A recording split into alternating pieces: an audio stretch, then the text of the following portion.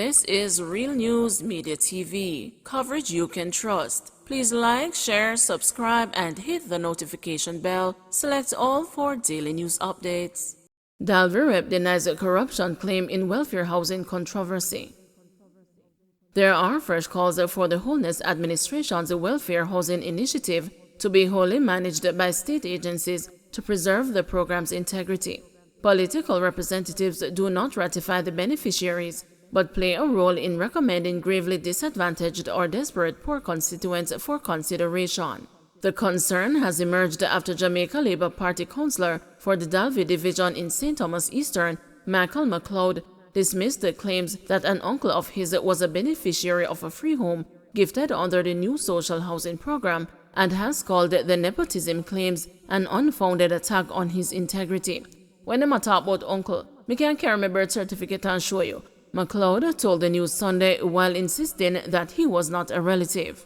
McLeod said he was made aware of the plight of down-on-luck Duckenfield resident Keith James, 70, through his cousin who had donated the land for the unit to be built on. It's not me own the land, it's a cousin of mine who owns the land and paying the tax and gave the beneficiary the permission. And they let her use the place, not me. I never do that, said McLeod, adding that his cousin is not related to the beneficiary. Besides James, two others from St. Thomas Eastern received the keys to houses from Prime Minister Andrew Holness last Wednesday. The others were Nimroy Henry of Harbourhead in Port Morant and Don Cargill of Curtis Bottom, also in Port Morant. McLeod said his only role in the process was informing St. Thomas Eastern Member of Parliament Dr. Michelle Charles of the beneficiaries' need for proper housing.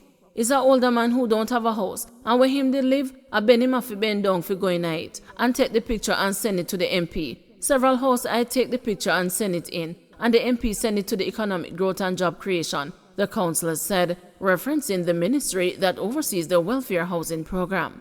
They look at it and choose the house. I don't have a part to do with that. But while noting that the NSHP is funded by taxpayer dollars and not the coffers of the ruling Jamaica Labour Party, People's National Party chairman for St. Thomas Eastern, Rosemary Shaw, said the emerging allegations underline the need for transparency in the program.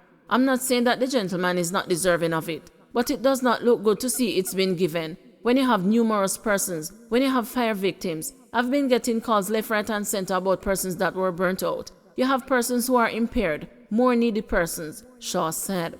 Shaw suggested that the program be operated by state agencies established for social development. That, she said, would insulate the welfare initiative from questions of corruption. If it is going to be transparent, you have various organizations. I'm not saying that you must take away the power from the Member of Parliament, but it must be transparent, she said. Meanwhile, Robert Morgan, minister without a portfolio in the office of the Prime Minister, with responsibility for information, said a thorough vetting process, inclusive of site visits and needs assessments, is done by the Ministry of Economic Growth and Job Creation for persons who benefit from the program. Morgan emphasized that the Member of Parliament does not choose beneficiaries. Simply because somebody may be a distant relative of a politician does not mean that they do not qualify for a benefit.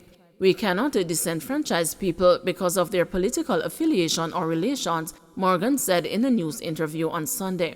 Holness defended the integrity of the NSHP in August, declaring that the selection process was void of nepotism and corruption. He said that the beneficiaries have been living in substandard conditions. There is obviously the residual mistrust of government programs, the suspicion that there is nepotism and favoritism involved in a social program, said Holness. We know that that is how Jamaicans think, and therefore we went through great lengths to ensure that the people who are benefiting are genuinely in need. That nobody is saying that the beneficiaries only got it because of who they know. The Prime Minister said that an oversight committee has been put in place, led by the Principal Financial Officer, to ensure that the project meets the requirements for the Financial Administration and Audit Act, the Housing Act, procurement guidelines and rules. The NSHP was established in 2018. At least 106 houses have been delivered through the program. Chog wants a license of motorists with outstanding tickets suspended. Justice Minister Delroy Chog has announced that he will be spearheading an effort to have the license of motorists with outstanding traffic tickets suspended until their court matters are settled. Mr. Chuck, speaking on Saturday, said the government will be taking a firm stand against the indisciplined drivers, and in that regard, some motorists continuing to operate despite having several traffic tickets should no longer be tolerated. Approval will therefore be sought from Cabinet for significant changes relating to the issue of how outstanding traffic tickets are treated. The Justice Minister added that the new Road Traffic Act will be fully implemented within a few weeks to address a number of issues on the roads. Because you have a lot of people who feel they can tie up the court while they go and drive about freely. Well, my view, and I hope I can persuade my colleagues to give the court that discretion to suspend their license so that we can get some order on the road. Jamaica roads cannot continue to be overtaken by lawlessness, by reckless drivers, by people who put every other motorist in danger and at risk of fatality. That must stop. We have to give the police full support. They're doing their best to control the reckless drivers on the road. We have been slow in bringing out the new Road Traffic Act fully, but in a matter of weeks it will be out fully, and persons who cannot obey the road code will be duly punished. Many of them are now getting away because when they get their tickets, they feel it is confetti, they throw it in the garbage bin. But every single road ticket that has been issued over the last 5 and more years are now being put on the computer because they're in the courts. And every single one is now being put on a computer, and it will be on the website. So anyone who has got a ticket and who has not paid, look out. Warrant coming for you. Selection of local government candidates almost complete, says PNP. The People's National Party has disclosed that 99% of its candidates are in place as it prepares for the upcoming local government election. PNP General Secretary Dr. Dayton Campbell told the news that the party is doing the necessary groundwork to come out victorious in the election, which is due early next year. He asserted that the PNP is not daunted by comments that the governing Jamaica Labour Party will sweep the election despite the economic challenges facing the country. JLP Chairman Robert Montague on Saturday made clear at a political meeting that his party is making preparations for the staging of the election and expressed the confidence that the JLP will sweep the election.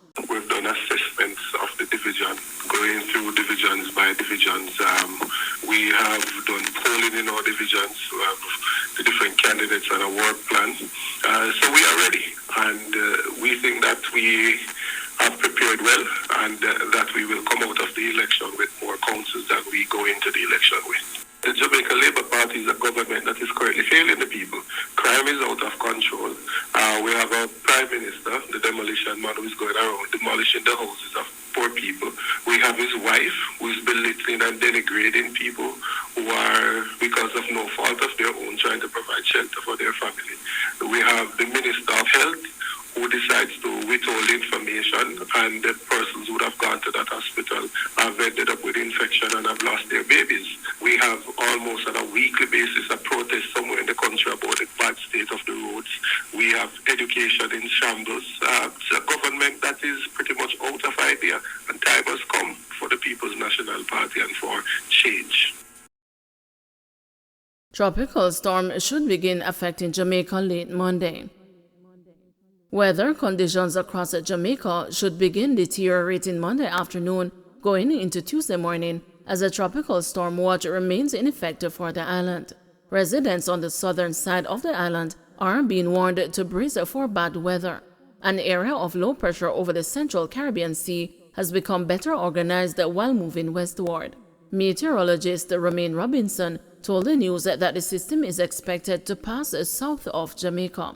He noted that the weather system has the potential to develop into a major storm before it passes Jamaica. So most of the activity we are expecting from the system is likely to be over southern parishes. We're expecting gale force winds as well in offshore areas, especially the Keys. Wind speeds could be reaching as much as 40 knots. So we have a small craft warning out for inshore areas and a gale warning out for the offshore areas.